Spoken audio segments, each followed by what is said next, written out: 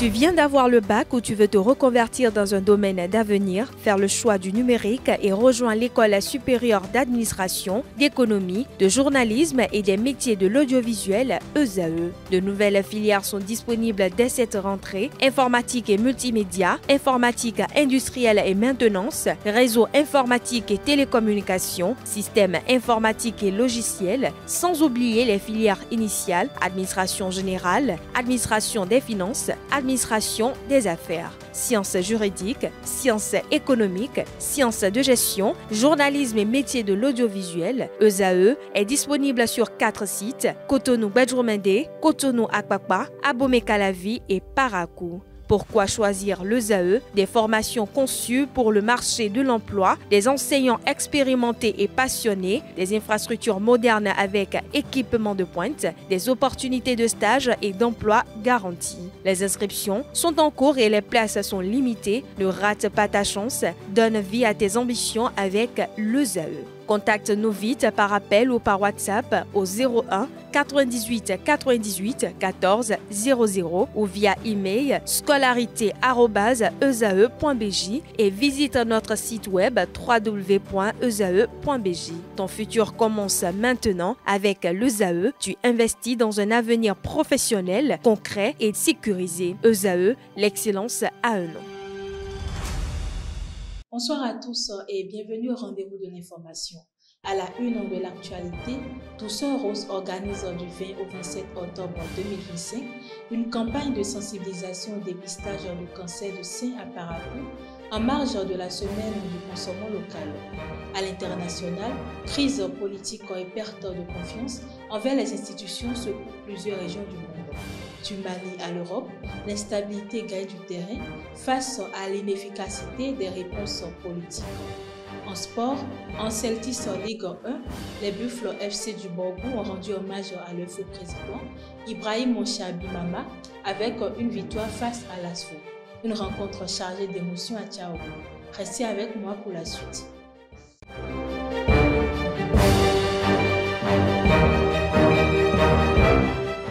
Bonsoir chers internautes. Du 20 au 27 octobre 2025, Douceur Rose lance une campagne de sensibilisation pour encourager les femmes à se faire dépister dans le cadre de la lutte contre le cancer du sein. Cette initiative, qui s'inscrit dans le mois d'octobre rose, coïncide avec la semaine du consommant local à Parakou. Samira Tidjani apporte plus de précision au micro de Mouidine Lawaniel Vikongbetou. J'ai pensé à mettre au service de la population mes dons et mes qualifications également. Et tout est parti de la remarque où il y a 2 ans,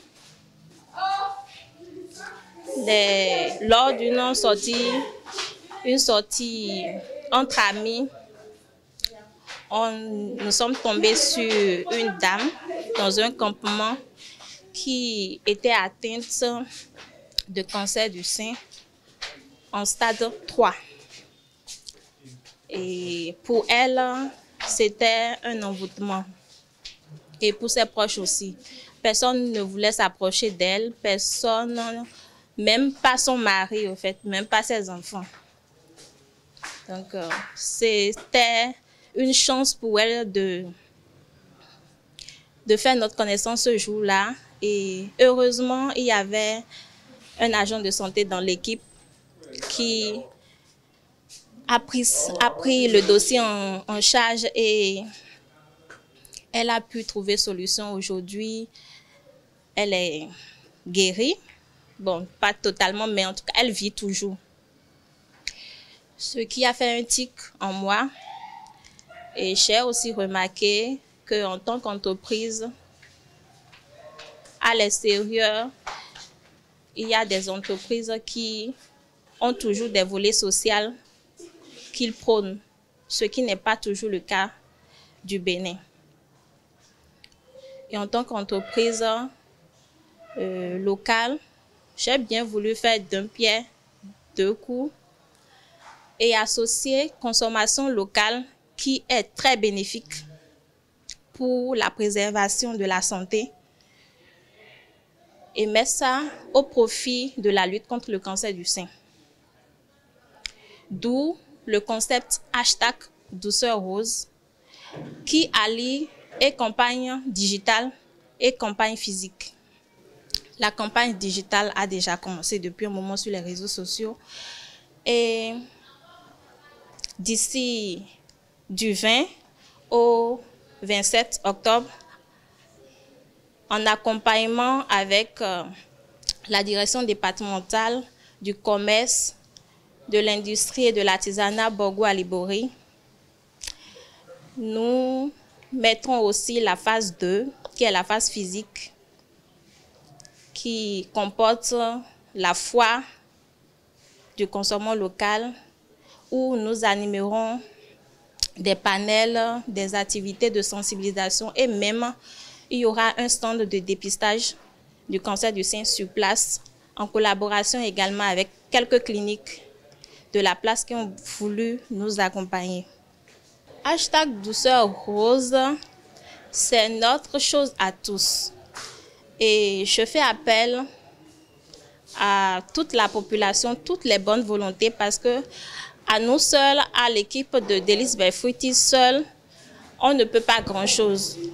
Et d'où nous avons aussi mis en place une campagne de collecte de fonds, de dons, et ouvert à tous. Et ces dons-là peuvent être en nature comme en numéraire. Et en nature, pour ceux qui veulent donner de la nourriture et autres, parce que à la fin, il y aura des packs symboliques de produits locaux qui seront offerts à quelques femmes atteintes du cancer du sein, juste pour leur donner espoir, pour partager ce message d'espoir avec elles, pour les soutenir, parce que la guérison, c'est déjà mental avant d'être physique. Et ce message de soutien, d'espoir que nous cherchons à transmettre via #Douceur Rose, c'est aussi ça. Donc, ces packs symboliques de produits locaux seront mis à disposition de ces femmes à la fin de la campagne. Et pour ceux qui veulent donner de la nourriture et autre chose en nature, il y a une seule condition. Tout ce qui veulent donner en nature doit être typiquement local. Réunis ce 5 octobre 2025 à Parakou, les fils et filles de la communauté Tchabé, membres de l'association Ifelodou, ont débattu des obstacles à leur développement. Manque d'unité et tensions électorales ont été au cœur des échanges. Les leaders politiques André Okulola, Adam Bagoudou et Romari Korgouale ont appelé à l'unité et au dialogue. Les participants se sont engagés à promouvoir la paix et la solidarité avec des actions de sensibilisation à la clé. La Haute Autorité de l'Audiovisuel et de la Communication HAC a lancé ce 6 octobre 2025 une formation pratique pour 120 journalistes issus de 30 organes de presse du Nord et du Sud. Initiée dans le cadre du programme Aide de l'État à la presse, la session vise à renforcer les compétences rédactionnelles et techniques des participants. Animée par le consultant Kimba Basseguéré, elle se tient jusqu'au 8 octobre. Passons à la page internationale. Dans un monde traversé par des tensions multiples, les crises politiques prennent des visages différents, mais traduisent une même perte de confiance envers les institutions. Du Mali à Madagascar jusqu'au cœur de l'Europe, l'instabilité s'installe là où les réponses politiques peinent à émerger. Héroïne Papanam pour le compte rendu. Ces trois actualités en apparence déconnectées dessinent pourtant une trame commune, celle d'un monde traversé par des crises politiques aux formes variées, mais dont les racines plongent dans un même sort d'instabilité institutionnelle, de déviance sociale et de tensions sécuritaires. À Kidal, dans le nord du Mali, la fuite des civils illustre l'échec des solutions militaires à apaiser durablement des régions sous tension. Le retrait de l'accord de paix de 2015, la présence du groupe Wagner, le blocus imposé par les rebelles du FLA et les attaques djihadistes montrent que l'État malien peine à exercer une autorité crédible.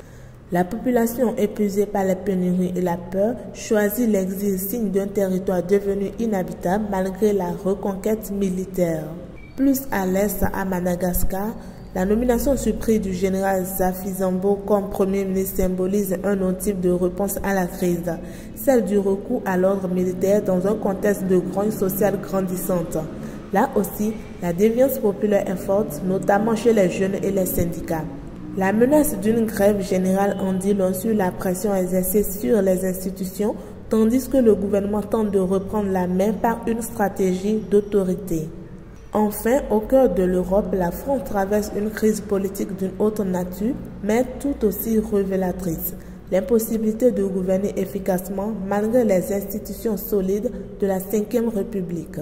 La démission de Sébastien Lecornu et l'incapacité à construire une majorité stable affaiblissent Paris sur la scène européenne et exposent des fragilités budgétaires qui inquiètent ses partenaires. L'image d'un président jugé, buté ou solitaire par la presse allemande souligne le malaise politique d'un pays pourtant central dans l'équilibre européen. Dans ces trois cas, on observe une fracture entre les institutions et les populations, entre l'urgence des réponses sécuritaires ou économiques et l'absence de solutions politiques de long terme. Qu'il s'agisse de zones de conflit comme le Mali, de démocraties fragiles comme Madagascar ou de puissances en quête de cap comme la France, le besoin à rétablir la confiance entre gouvernants et gouvernés devient une priorité mondiale. Sport pour boucler cette édition, le capitaine Nabil Yarou et ses coéquipiers ont rendu hommage à la mémoire de leur feu président Ibrahim Chabi Mama ce week-end. Réception de l'ASVO à Tchaourou, les Buffles FC du Borgou ont fait montre d'une force mentale pour dominer leur adversaire du jour lors de cette deuxième journée de la Celtics Ligue 1 béninoise. Retour sur ces festivités sportives avec Mouidine Lawani et Jean Aclé. La rencontre de la Celtics Ligue Pro entre les Buffles FC du Borgou et l'ASVO FC s'est déroulée dans une atmosphère empreinte d'émotion. Avant le coup d'envoi, une minute de silence a été observée en mémoire du président défunt Ibrahim Chabi Mama. Ce geste poignant a tourné les cœurs des joueurs et des supporters, soulignant l'importance du rôle qu'il a joué au sein du club. Lors de ce match qui marquait la deuxième journée, les Buffles du Borgou ont fait preuve d'une force mentale remarquable, se transcendant sur le terrain. Ils se sont imposés avec un score sans appel de 3-0 face à l'ASVO. Les buts ont été inscrits par Abou Sanounou et Saliou Babawo, ainsi qu'un but contre son camp de la défense adverse. Ces réalisations témoignent de la résilience de l'équipe qui a su retrouver son esprit combatif, un trait que le président Ibrahim Chabi Mama n'aurait pu que saluer. Du côté de l'ASVO, malgré une détermination notable et les efforts du capitaine Idou Kolawole, ainsi que l'ensemble de la défense, l'équipe d'Adjoum n'a pas réussi à contenir l'offensive des Buffles. Les Valley Boys ont tenté de créer des occasions de revenir dans le match, mais ils ont été freinés par une défense bien organisée et dirigée par le capitaine Nabil Yarou. Cette victoire des Buffles du Borgou ne se résume pas à de simples 3 points, c'est surtout un hommage sincère aux supporters qui ont fait le déplacement à Tchaourou et un dernier respect envers leur président dont ils garderont à jamais le souvenir. Gernot Toro a dirigé sa première séance d'entraînement ce lundi 6 octobre à Kigali en vue du match Bénin-Rwanda, comptant pour la 9e journée des éliminatoires. 15 joueurs étaient présents. Une deuxième séance est prévue ce mardi avec un groupe plus complet. Enfin, la CAF a désigné un quatuor arbitral béninois pour diriger le match Mozambique-Guinée ce jeudi 9 octobre 2025 à Maputo pour la 9e journée des éliminatoires du Mondial 2026 groupe G. Rafi Oligali sera assisté de Salim Alao, Lucien Rontonou et Stanislas Arolanto. Une belle reconnaissance pour l'arbitrage béninois sur la scène continentale. Mesdames et messieurs, c'est tout pour ce 13h. Merci de m'avoir suivi. Bon appétit chez vous et à très bientôt.